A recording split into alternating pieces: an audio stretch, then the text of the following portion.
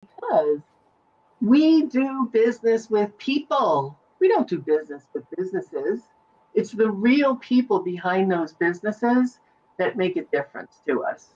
So today, I'd love to introduce you. I'm so excited to have here with me Beverly Howard. And Beverly and I have known each other for a long time. She lives in New York City, and she is dedicated to helping people who want to change the world with their voice, affect lives with their voice, and advance within their organizations. She's a public speaking and presentation skills coach with almost 20 years of experience. And over the years, she's helped and trained many individuals to go on to win multiple awards, including first place trophies in the Toastmasters World Championship of Public Speaking. She is on a mission and she makes a big difference for her clients. One of her clients said, "My confidence has gone up tremendously after working with Beverly." And that's what it's about because public speaking is a learned skill. Most of us are not born with great speaking skills, and that's what Beverly works with people to accomplish. So please help me welcome the fantastic Beverly Howard. Oh, I can hear the roar from the audience. Hi, Trish. Hi, Beverly. So nice to have you here with me today. And, Thank I you. said that we know each other for a long time. And yet, I didn't know this one aspect that we're going to be talking about today. And that's that basically you were living in the dark for the first 23 years of your life. Tell me about that. Well, at the age of 23, I discovered by accident that I was nearsighted. I went to a sandwich place with my sister, and we get inside the menus at the back of on the back wall, and I asked my sister, everything is a blur to me. So I asked my sister, do they have turkey and cheese? She said, yeah, they have turkey and cheese. What kind of sodas do they have? Do they have Pepsi? Yes, they have Pepsi. Okay, so how much what's the difference between the price of the hero and she stopped me and said, "What's the matter? Can't you read?" Uh, And it hit me that I had a problem. So I ended up in the doctor's office to get my eyes checked. I get into the office and I'm instructed, like everyone else, stand behind that white line and read the smallest line you can see. And I get myself in position and I look straight ahead and I said, E. Now, E. yeah, That you big got E at it, the top right? of the chart. That's it. And then she looked back at me and said, I said, read the smallest line you can see. And I started walking towards the chart. And she said, you can't move. You have to stay there. Then she looked at me and said, and you don't wear glasses? I thought that was the rudest thing anyone could say. But she was right. I got the examination from the doctor. And before I left, he told me to look straight ahead. And he said, I want you to see this is the way you look now. He put the lenses in front of my eyes. And when they opened up those lenses, my whole world just lit up. I mean, we weren't even outside, but the sky was bluer, the clouds were white. I even heard birds chirping because it made me realize that I have been living in darkness and this grayness my whole life without even knowing it. And that's how it all happened. So you went from really not being able to see very much in front of you to being able to see the whole world. I can't imagine what that was like. Oh man, I mean, I wanted to celebrate. I couldn't wait to get those glasses. But then I started reflecting on how I was living my life to compensate for that. I realized that every time I was in a classroom, I'm always sitting in front of the room because if I was in the back, I wouldn't be able to see.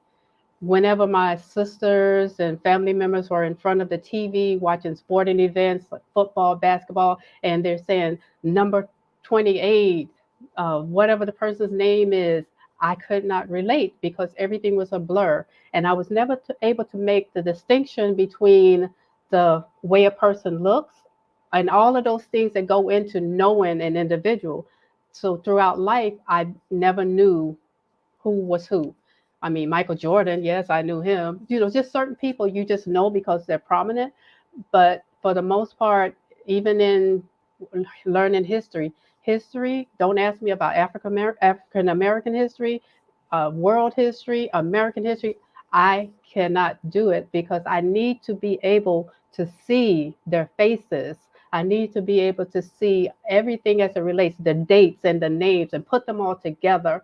And it was a challenge for me throughout life. And it's even still a challenge because I have to go back and relearn the stuff that I hadn't learned in those years. Wow. And I hear people who've had cataracts, for example, Hmm.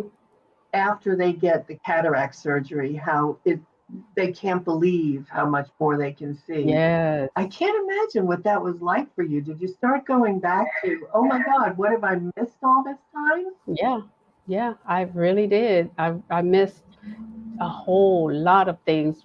I remember having a conversation with a friend of mine. We were walking down the street and he said, okay, let's go to McDonald's. Oh, and it's up the block. I said, well, where's McDonald's? And he said, can't you see those big golden arches? What's wrong with you? And so I didn't know. I don't know until I get on top of it. So as we get closer, then I can see it. And that's what nearsightedness is. Then there are times when I don't know. A car is a car is a car for me, unless it's a BMW or Mercedes, because I know how to distinguish those. Right. It's just so many different things. And what I ended up doing to make it through college was just my using my short-term memory in order to learn everything that I needed to learn to pass, to take the test, regurgitate it on the test, pass it, and then forget it so that I can make room for the next thing that I have to do. So, well, that really trained you in learning, Oh right? You yeah, were able yeah, to learn and you had to adjust. But oh my gosh, well, so now your vision's great. yeah. I guess so. Well, now you're with I glasses, got right? glasses, yes.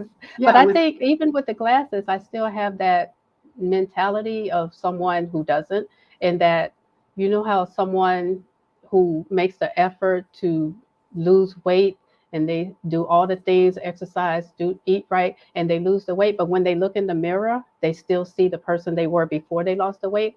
That's the way I see myself, especially when it comes to the things that I really want to know, like history. I hate being in a conversation with people and I cannot share because I just have to go through the whole process of learning.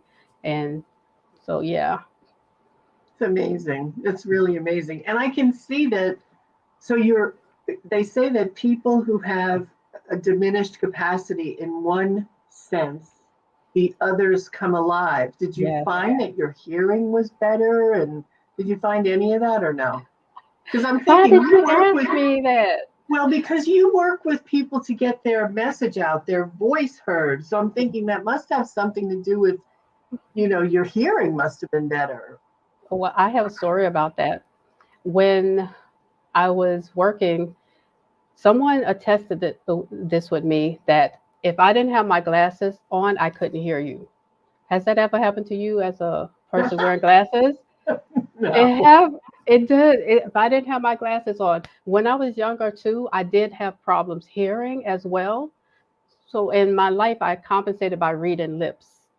So if I'm looking at you, I'm reading your lips. I don't know what color your eyes are. I don't know. There's so many things. So just like I said, I'm that type of person that even though I'm wearing glasses, I still have that still going on in my life. Wow. That's Hmm. amazing. That's amazing. So tell us a little bit about how you transition. So you're in your 20s, you get to see again. How did you move to where you are today as an entrepreneur who supports other people in getting their voice heard and getting out into the world?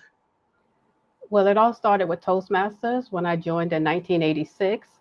And as a result of being a Toastmaster and evaluating people, I was able to see things about the way people spoke and delivered and the content that a lot of the other members couldn't. But I made a conscious effort that if I'm going to be able to evaluate people and to help people to grow and Mhm. let their voice be heard, I'm going to have to learn this skill.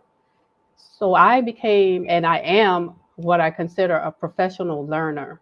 And I just learned everything that I needed to know. And I'm still learning. Everybody, I do not know everything, but I just made an effort that if I'm going to help you, I'm going to help you with the knowledge that is true and not just my opinion of what it is supposed to be. And that's what happened. And I just started coaching again, Toastmasters, as you mentioned in the opening. The first couple of people that I coached were in speech contests. Yeah. And I became known for the person that if you're in a speech contest, then come see me. And I just recently coached my sister Felicia. She's also a Toastmaster, and she went very far in the competition. So it's something that I enjoy. And in addition to that, not just coaching Toastmasters, I've been able to, as you said, do presentation skills training for a corporation, Yeah. and that's fun too. And I've also trained individuals in colleges. So the possibilities are endless in what you can do as a coach and helping people to get their voice out there. But it all came Yeah. with And me being that person that I have to study. I lose sleep learning things. So, that's mhm. because the first 23 years of your life, you were trying to figure out how to learn things. Yes, so Yeah. yes. Well, that's wonderful. So, if you were to give somebody advice about how to be confident on the stage, because one of the things I hear is, I'm not so confident, I'm afraid. I was actually just on a coaching call with someone who's doing a big speech Hmm. and she's nervous about it. So, what suggestion would you give to people who get those nerves and who think, oh, I'll never get over my stage fright? First of all, I would like to invite them to eliminate that thought of stage fright, because everyone who speaks, you are going to have those butterflies in your stomach. But once you get on that stage and you start looking out at that audience and you start speaking, those things, you forget all about them. Those butterflies will disappear. The second thing you need to do is to make sure that you are prepared beforehand. That's one thing that I find, that if I'm not prepared, that I'm going to be thinking about what's my next thought? What do I say next? Where do I move? And so preparation is the key to getting over that nervousness. And that should do it. So, Preparation. Hmm. preparation is like saying what you're going to say over and over so that you're comfortable with it. No. Well, The- what's preparation? well, I the when you put it that way, a lot of people will be thinking I need to go through this from beginning to end. One way that I would suggest that you do it is to chunk it up. So- And this is one thing that when I was acting back in the day, and the way that I would learn my lines was to take the first chunk, for say a paragraph, get that in. Then I'll go to the next paragraph. I get that in my mind. Then I take those two paragraphs together, get them down, and then keep going. And by the time you get to the end of your script or your speech, you don't need it anymore. So I don't recommend that people memorize their speech. I Right. just basically just figure out a method, and the chunking method works really well.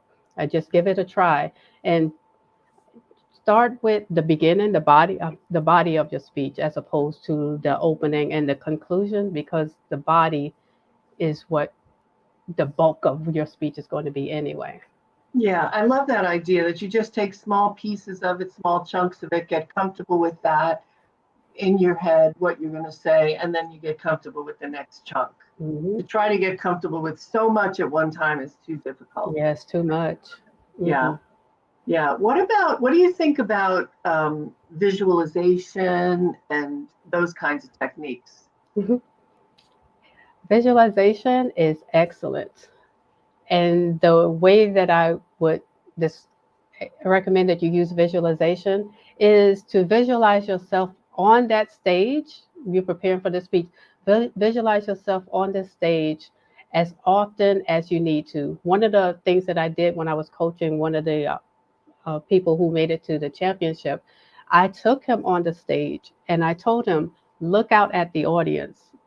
It's empty seats at the moment, but just look out there, walk that stage, get a sense of the feel and how it's going to feel on the stage. And that's the thing that I also do myself ahead of time. I want to make sure that I'm able to get into the venue, get on the stage, and fill it out. And that's the best thing to do whenever you preparing. And the visualization is just a matter of, you want to visualize the audience engaged, you want to visualize them laughing, you want to visualize them smiling. If you tell them to get up and do high fives and visualizing them too, if that's a part of your speech, you want to just visualize that whole experience, and you visualize it as many times as you need to. And when you get on that stage, you will have an experience, and your audience is also going to have an experience. That's great. That's great. Beverly, how can people get in touch with you? What's the best way to reach you? Because you're chock full of good information, and every time you work with people, they have great results. So, what's the best way to be in touch? Well, right now, the best way to be in touch with me is on LinkedIn. I don't have any social media presence. So you can find me on LinkedIn and connect and send me some messages. And you can email me at beverly.a.howard@gmail.com. Okay, Beverly A. Be- Howard. I'll put that up. beverly.a.howard. Mm-hmm. Gotcha. And LinkedIn, we'll find you there for sure. Mm-hmm. All right, wonderful. Beverly.a.howard@gmail.com. Beverly, thank you so much for sharing your story. You know, it Thank you. really is so interesting that the world opened up for you when you were in your early 20s. And look at how you are opening up the world for so many people who are learning to get their message out. It's creating promotions in their jobs. It's allowing people to market their services. And it's allowing people to tell their stories in compelling ways so that people want to know more. So, Beverly Howard, thank you so much for being with me today on Be Real, Get Real. Thank you, Trish. It's my pleasure, my pleasure. And thank all of you for being with us this morning. We'll see you next week again with another episode of Be Real, Get Real from Women's Prosperity Network. Take care. Bye bye.